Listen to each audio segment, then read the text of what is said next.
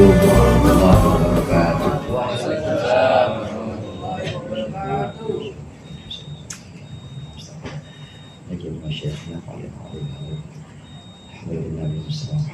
Al-Fatihah.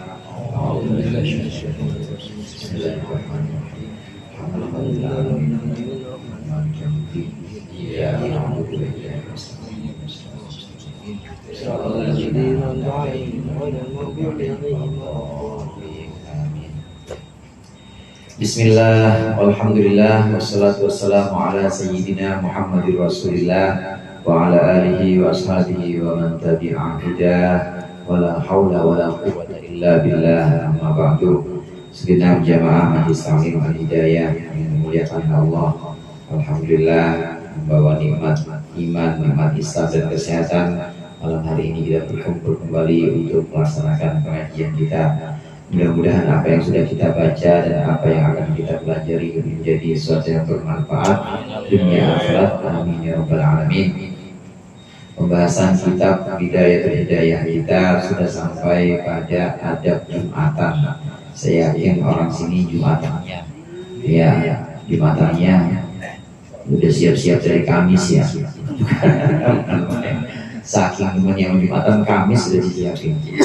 Itu nyiapin Jumatan atau nyiapin malam Jumat? Nyiapin malam Jumat. Kalau sih nyiapin malam Jumat kali. Ya malam Jumat juga termasuk waktu-waktu yang memang di dalamnya itu banyak doa-doa Allah ijabah, Allah kabulkan. Khusus untuk adab Jumat siangnya ketika kita hendak berangkat ke masjid, pembahasan yang lalu, maka pilihlah pakaian yang paling bagus.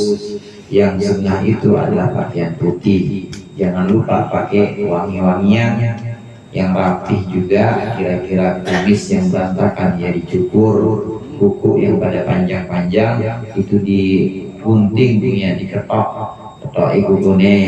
Itu yang paling penting adalah bersih-bersih kita, penampilan kita ketika kumpul dengan sesama saudara kita di masjid.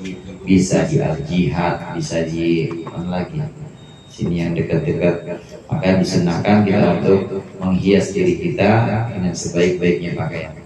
Nah kemudian pada yang pembahasan berikut ini yang akan kita baca, ini kita dianjurkan, disunahkan untuk segera berlomba-lomba lebih dulu ke masjid.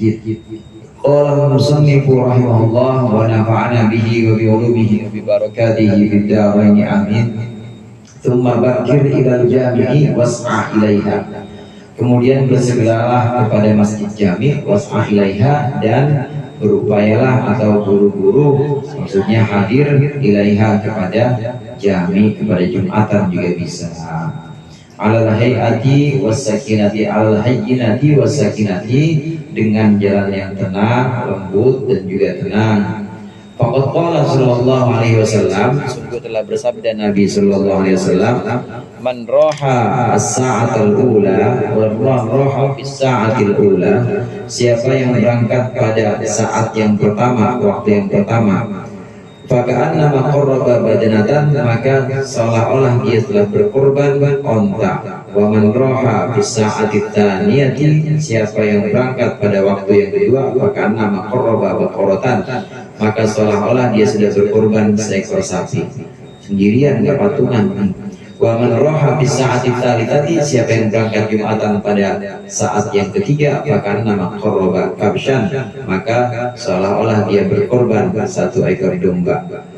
Kabshan aqrona, domba yang bertanduk besar. Aqron itu yang tanduknya besar, ya kalau tanduknya besar dombanya banyak besar.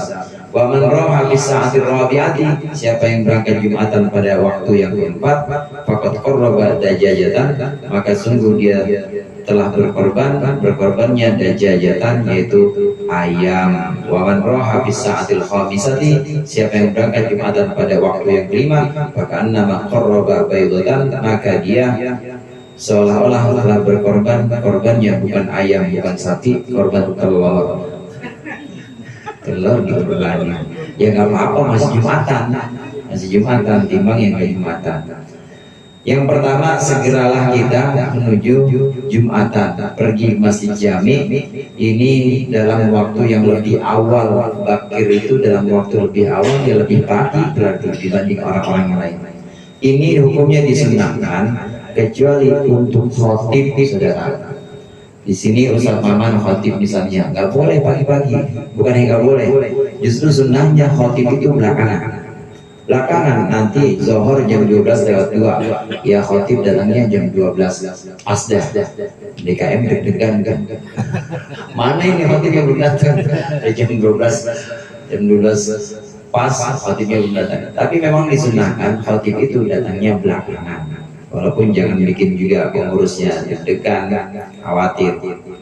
Khotib tidak disunahkan untuk datang terlebih pagi, justru belakangan. Tapi kalau untuk makmum, saya yakin di sini jadwalnya jadwal makmum semua ya. Ada juga yang jadwal imam, ya Ustaz Maman, Ustaz Hilman juga ya, Ustaz Hilman juga. Itu yang jadwal khotib memang tidak disunahkan awal atau bakir di sini datang lebih awal. Tapi kalau yang jadwalnya jadi makmum, maka disunahkan datang lebih awal. Dan ini pengecualiannya selain khotib juga untuk orang yang memang punya penyakit beser, salis atau beser. Ada orang yang punya penyakit, memang dia keluar air terus, jadi najis terus, maka tidak disunahkan datang lebih awal. Datangnya kapan? Ntar aja, menjelang waktu sedikit lagi mau azan baru datang. Karena kalau dia datang dari pagi numpuk najisnya, maka disunahkan untuk khotib, disunahkan untuk yang punya penyakit mudur seperti salis, maka disunahkan justru datang belakangan.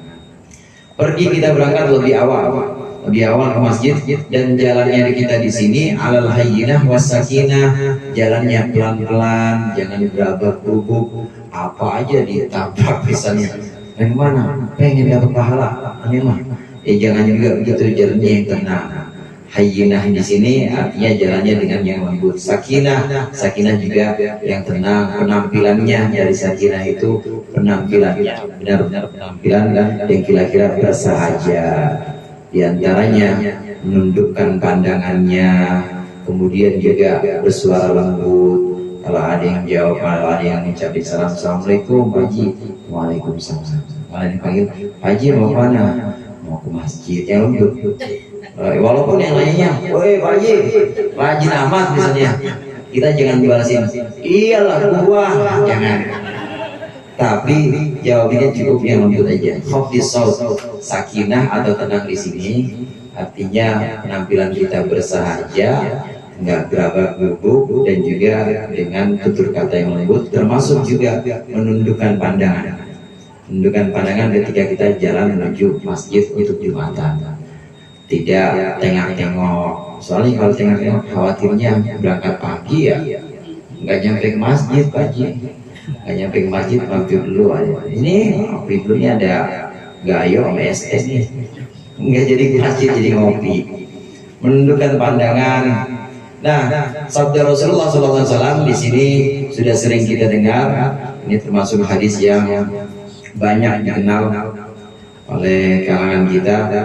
Siapa orang yang pergi pada waktu awal sholat Jumat, maka dia seperti orang yang berkorban onta.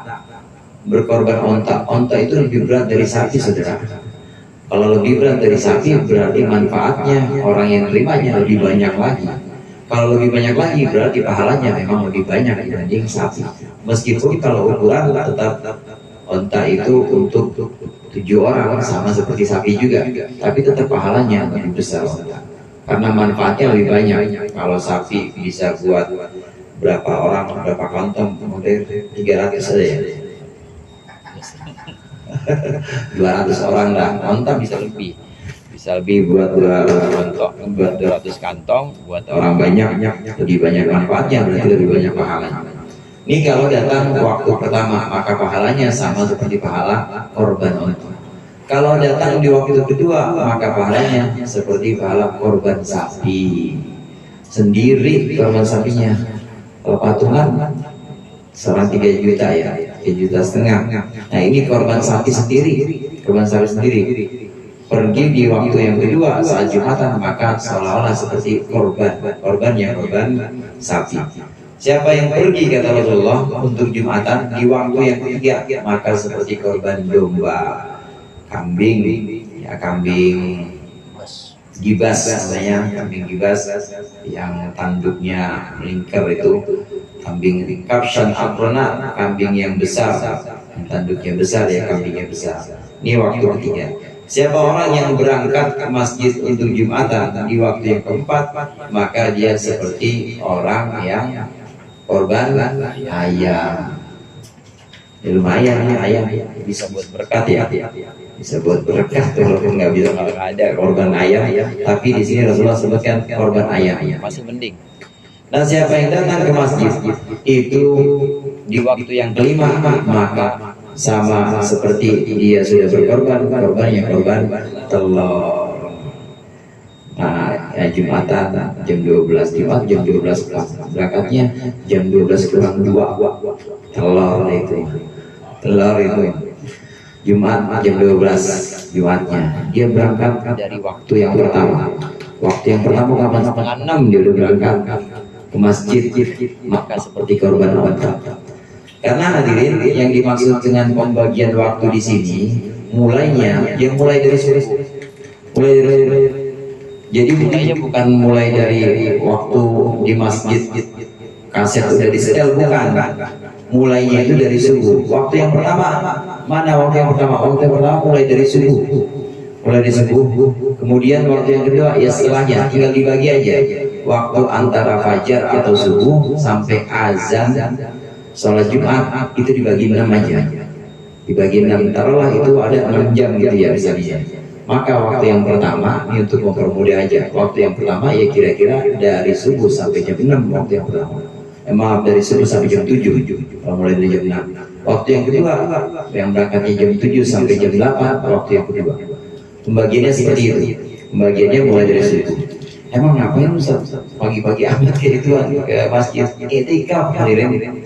Kita diem di masjid aja, mau baca Quran atau mau kita zikir atau nggak ngapa-ngapain aja di masjid, duduk aja, itu itikaf, pahala juga itu. Saya niat itikaf sunnah karena Allah, udah jadi. Diemnya kita di masjid aja itu udah ladang pahala yang namanya itikaf. Berangkat dari pagi. Dalam riwayat lain hadirin, Rasulullah juga menyampaikan, ada riwayat yang disampaikan oleh Imam Hadits lain menerima dari Rasulullah bahwa setelah waktu yang kelima, jadi ada 6 waktu, kalau di sini ada 5 waktu.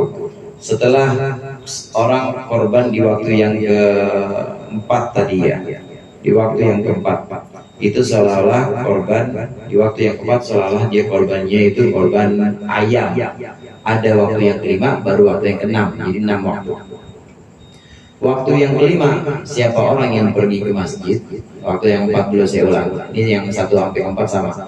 Siapa orang yang pergi ke masjid untuk Jumatan di waktu yang keempat, maka seolah dia korban ayam.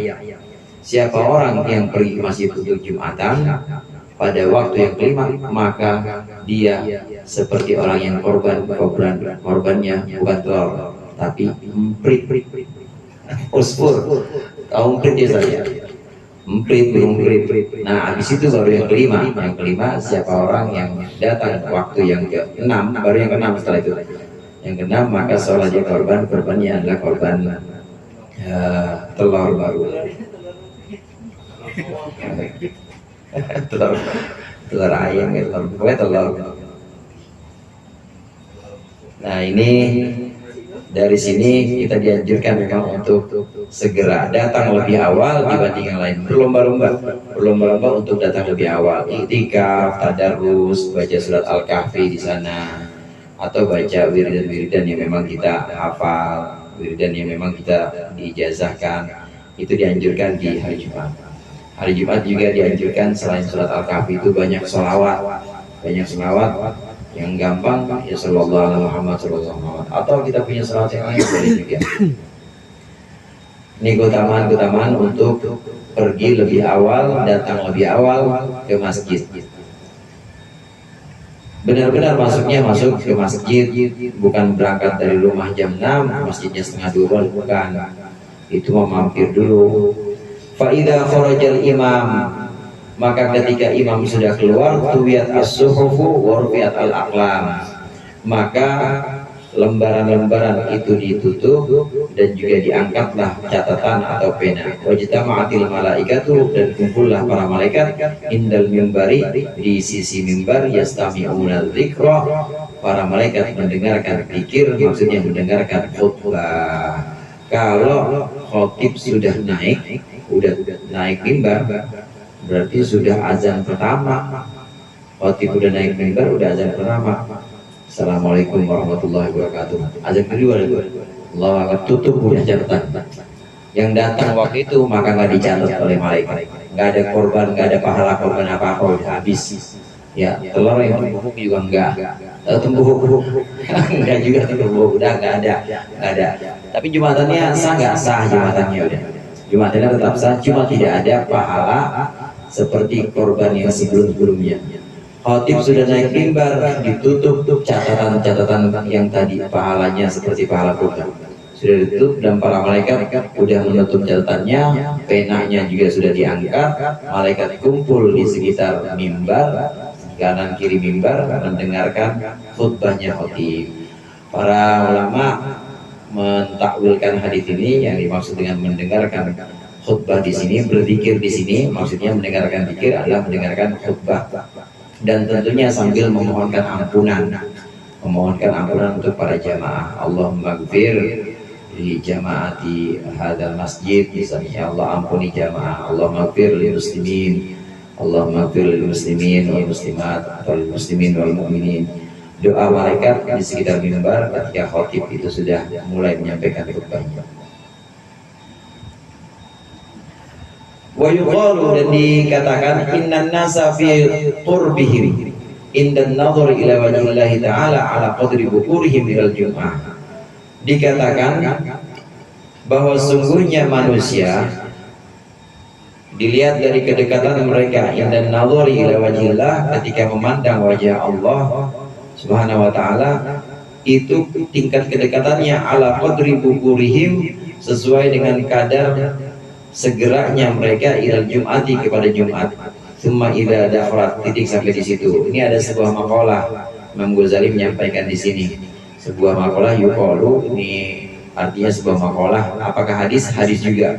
Nah, Syekh Nawawi Banten di sini menyebutkan diambil dari satu hadis, maksudnya makalah ini merupakan mafhum atau kandungan yang ada dalam hadis. Orang nanti di akhirat itu, orang saat melihat Allah bertingkat-tingkat juga. Kedekatannya dengan Allah nggak sama-sama di surga. Yang melihat Allah itu pasti ahlu surga, ahlu jannah, pasti penghuni surga. Yang di neraka nggak mungkin melihat Allah. Nah, terus ada kata-kata buat ahli neraka itu, wadukul adab, merasain ini siksa. Itu bukan kata-kata Allah, malaikat yang ngomong di situ. Jadi bisa dibilang, ya masa iya seorang raja, misalnya seorang raja ngurusin tahanan, kan nggak mungkin. Seorang raja ngurusin residivis kan nggak mungkin. Yang ngurusin siapa? Yang ngurusin ya itu aja, apa namanya kalau di penjara kan, sipir ya. Ya udah urusan sipir, nggak mungkin raja terus turun ke penjara, kan nggak mungkin. Analoginya seperti itu. Maka di akhirat nanti yang melihat Allah itu hanya penghuni surga. Penghuni surga melihat Allah ini bertingkat-tingkat. Kedekatannya saat melihat itu beda-beda.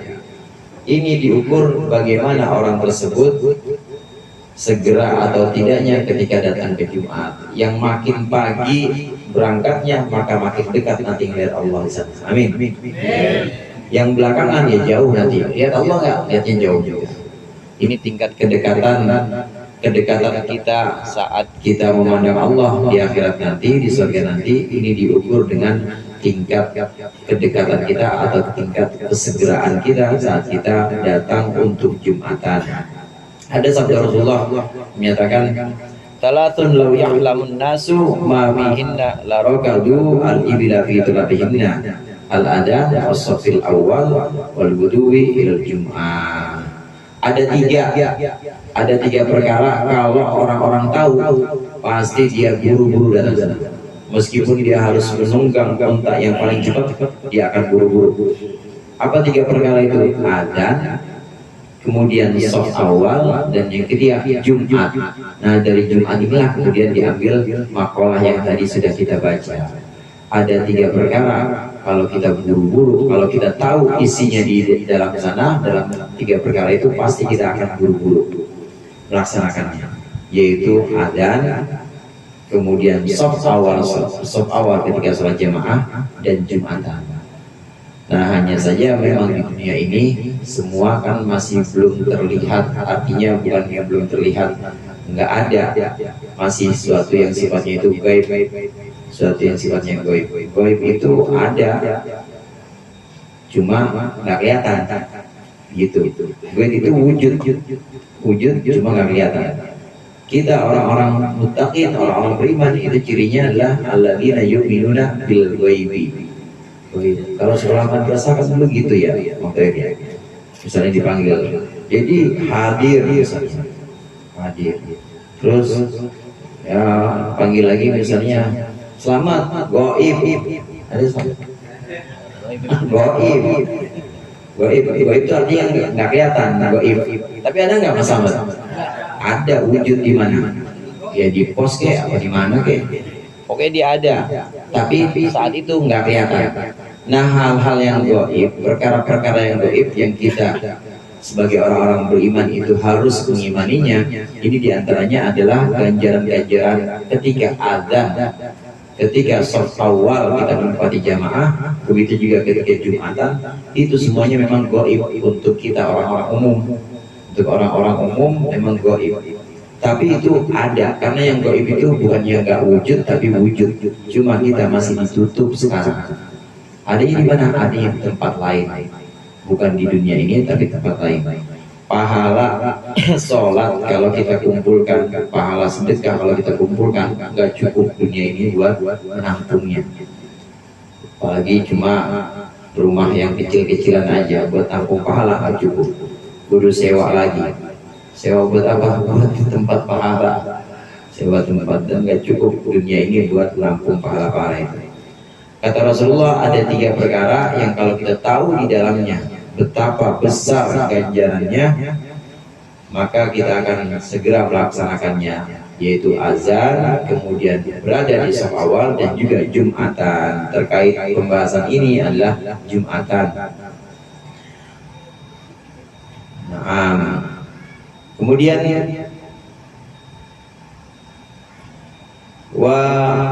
summa idza dakhalta, kemudian ketika engkau masuk al-jami, akan masjid jami, fatlub as-saffal awwala, maka carilah shaf pertama. Fa idza ijtama'an nasu, ketika telah berkumpul manusia, fala tatakhatta, maka janganlah engkau langkahi riqabahum, leher-leher mereka, wala tamurra baina aidihim, dan janganlah engkau lewat di depan mereka, wa hum yusalluna, padahal mereka lagi salat.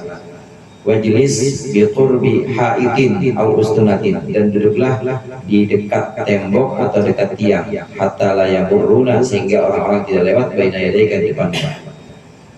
Titik sampai di situ dulu.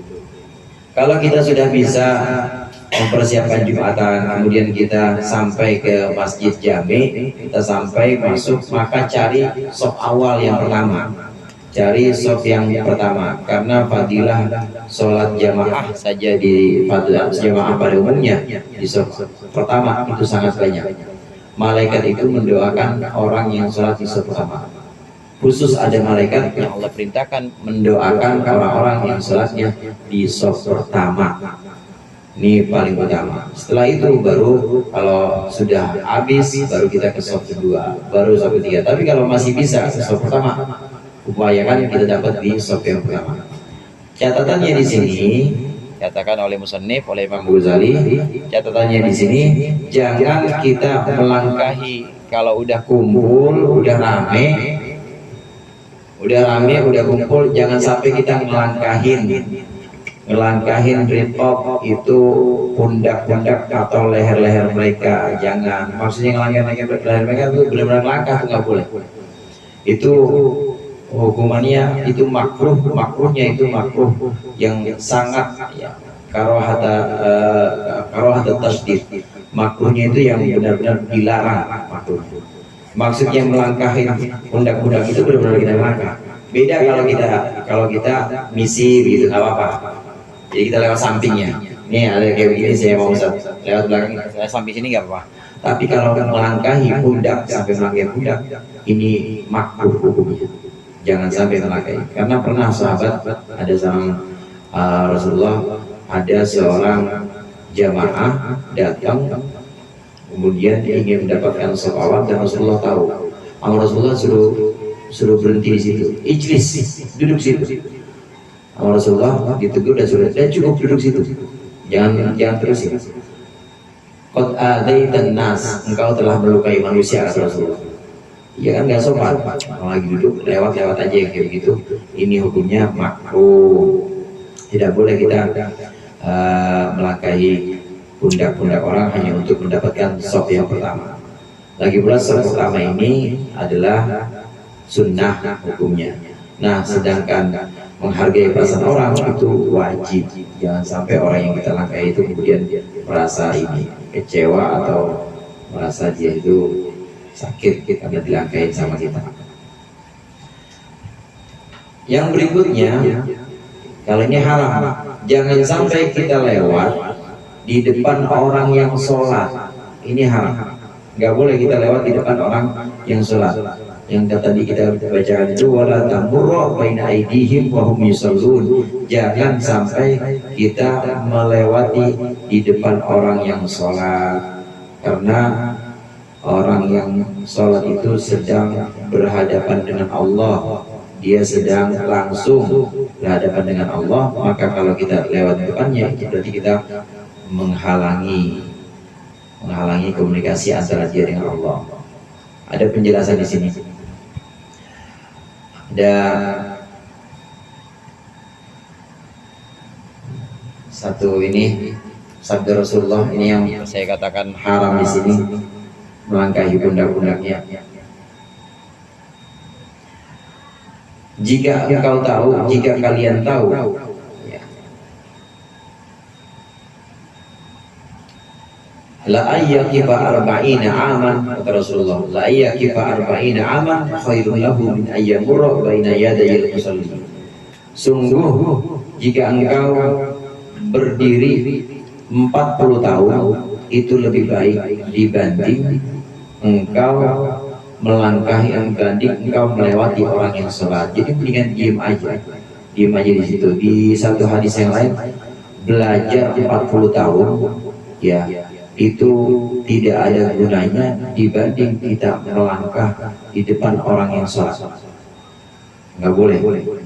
Jadi larangannya di sini bukan hanya makruh, di sini haram melangkah di depan orang yang sholat. Catatannya seperti itu.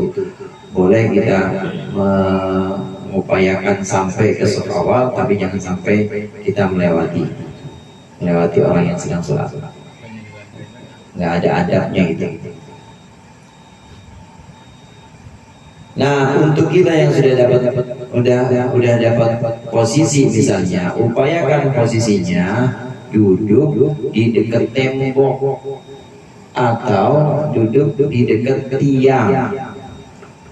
Duduk dekat tembok atau duduk dekat tiang ini tujuannya bukan nyender, bukan. Tiangnya maksudnya di depan kita. Tiangnya di depan kita atau tiangnya itu di samping kita. Jangan tiangnya di belakang kita begini, nyender jadinya. Tembok di samping kita. Tujuannya li alla yamurruna, supaya orang-orang nggak lewat kita. Misalnya ini tembok ya, ini udah tembok. Nah kalau saya duduk di sini, kan orang nggak mungkin lewat di tembok, ngapain orang mau tembus tembok, kan nggak mungkin. Atau ini tiang misalnya, tiang. Saya sholat di sini, samping tiang, atau sholat depan tiang, kan nggak mungkin orang lewat depan situ, mau ngapain juga. Nah posisinya ambil posisi di samping tembok atau dekat tiang, dekat tembok atau dekat tiang, supaya orang-orang tidak melangkahi kita atau tidak melewati kita ketika kita sedang sholat. ini dipilihkan posisi yang paling baik. Dengan begini maka kita membantu juga, membantu orang.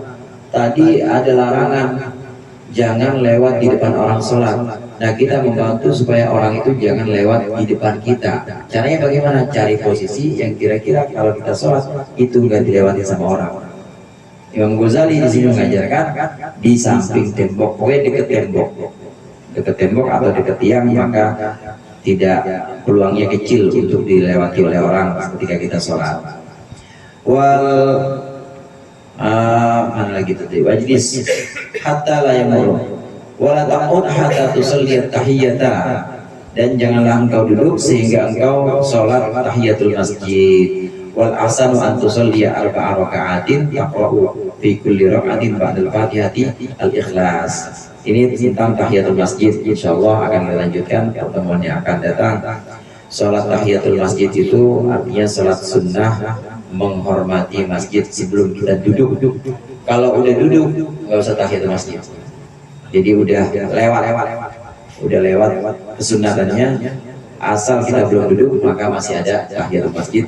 Pembahasannya akan kita lanjutkan pertemuan yang akan datang. Mudah-mudahan bermanfaat. Lebih kurangnya saya mohon maaf. Wallahul muwaffiq ila aqwamit thoriq. Assalamualaikum warahmatullahi wabarakatuh.